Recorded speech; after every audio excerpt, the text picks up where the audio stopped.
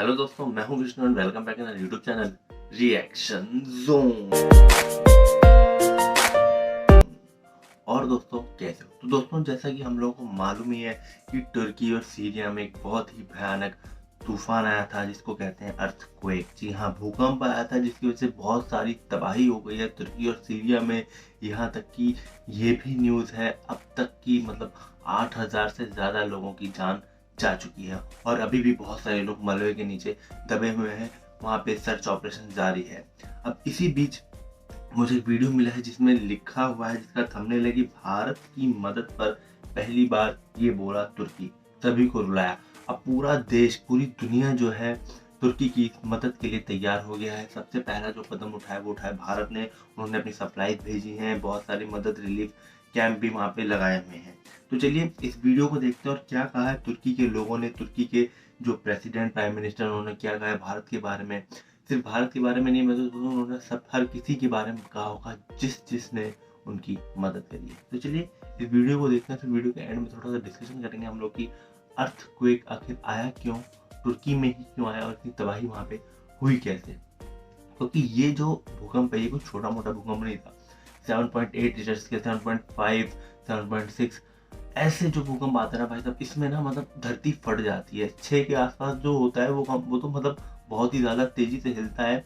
उसमें भी चांसेस होते हैं कि आपकी जो सड़कें होती हैं उनमें क्रैक्स आ जाते हैं। लेकिन 7 के ऊपर 8 के करीब है ये 7.8 का, और सिर्फ एक नहीं 5 यहाँ पे अर्थक्वेक्स आए थे।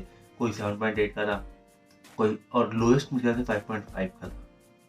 बहुत ही ज़्यादा तबाही हो गई तुर्की में। चलिए देखते हैं वीडियो को और फिर डिस्कशन करते हैं। स्टार्ट करते हैं वीडियो। 1 2 3 गो। शून्य से नीचे तापमान और बर्फीले तूफान के बीच तुर्की और सीरिया में ऐसा भूचाल आया जिसने दुनिया को डरा दिया। एक के बाद एक 3 बड़े भूकंप के झटकों ने सब कुछ खत्म कर दिया। हजारों लोगों की मौत हो गई। दुनिया ने तुर्की और सीरिया के लिए मदद के हाथ बढ़ाए। दुख की इस घड़ी में तुर्की और सीरिया का कट्टर दुश्मन इजराइल भी आगे आया। विरोधों के बावजूद भारत ने भी बिना समय बर्बाद करे तुर्की को मदद भेजी। भारत से एनडीआरएफ की रेस्क्यू टीम, दवाइयां और मेडिकल टीम का पहला जत्था तुर्की पहुंच चुका है। भारतीय वायुसेना का C-17 ग्लोब मास्टर विमान ये राहत सामग्री लेकर पहुंचा है। भारत की संसद में भी तुर्की में मारे गए लोगों को श्रद्धांजलि दी गई।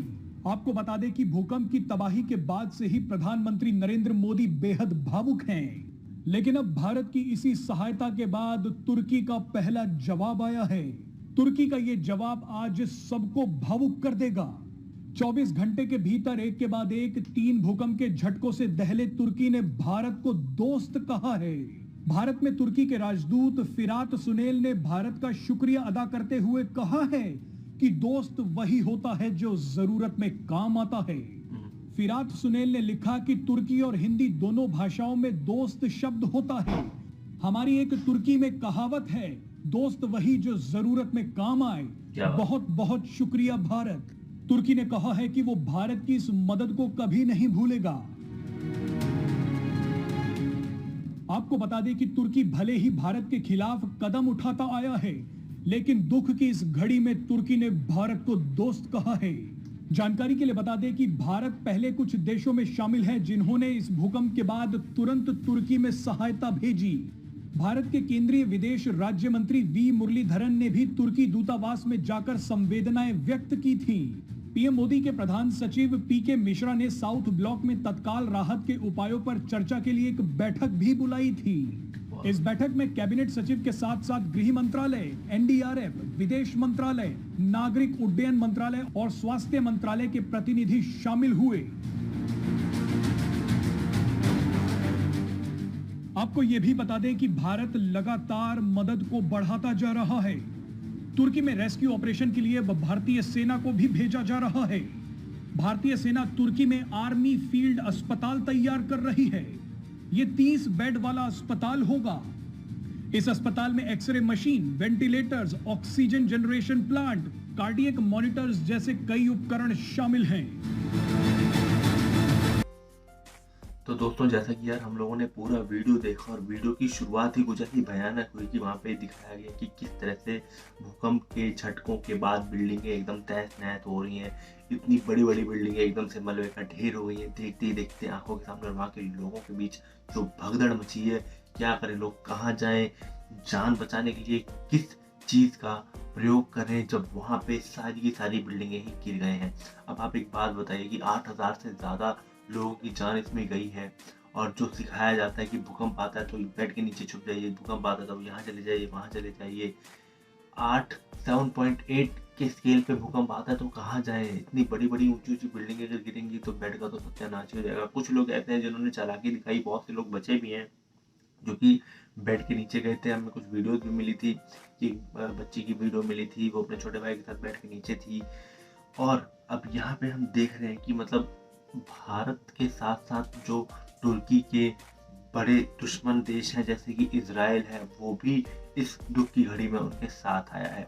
और जैसा कि वहाँ के जो राजदूत हैं, उन्होंने ये ट्वीट किया था जब भारत ने उनको सप्लाई भेजी थी, साथ-साथ अब भारत ने उनको अपने जवान भी भेजे हैं वहाँ के लोगों को निकालने के लिए, बचाने के लिए। साथ ही साथ वहाँ पे कैंप लगाया गया, एक हॉस्पिटल बनाया गया 30 बेड का, जहाँ पे बहुत सारी मशीनें होंगी जैसे कि एक्स-रे मशीन हो गई और भी ढेर सारी वहाँ पे सप्लाई दी जा रही हैं।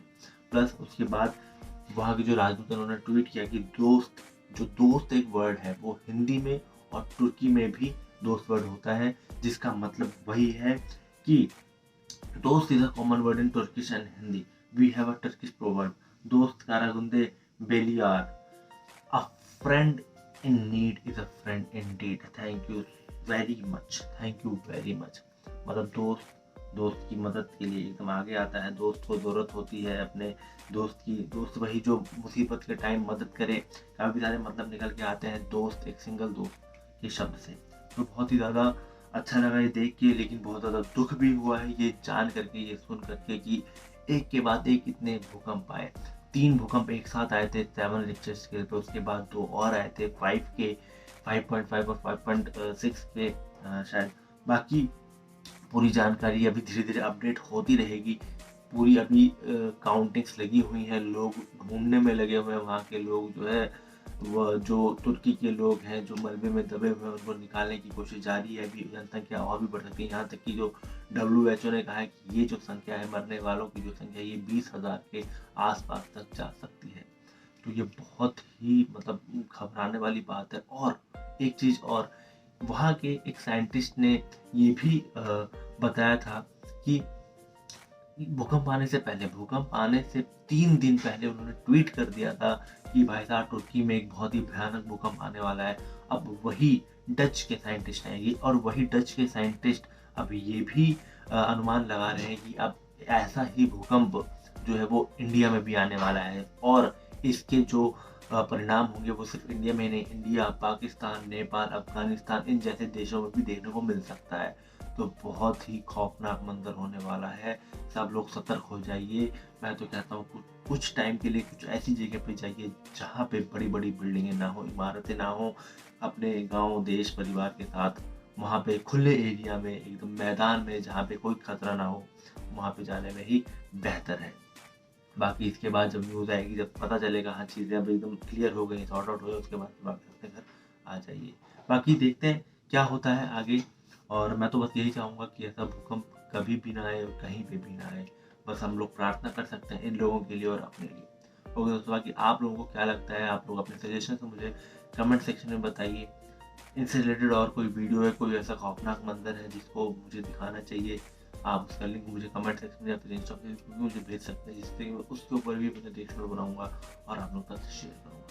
तो चलिए दोस्तों, मिलते हैं फिर अगली वीडियो में। इस तरह की धमाकेदार परफॉर्मेंस, तब तक के लिए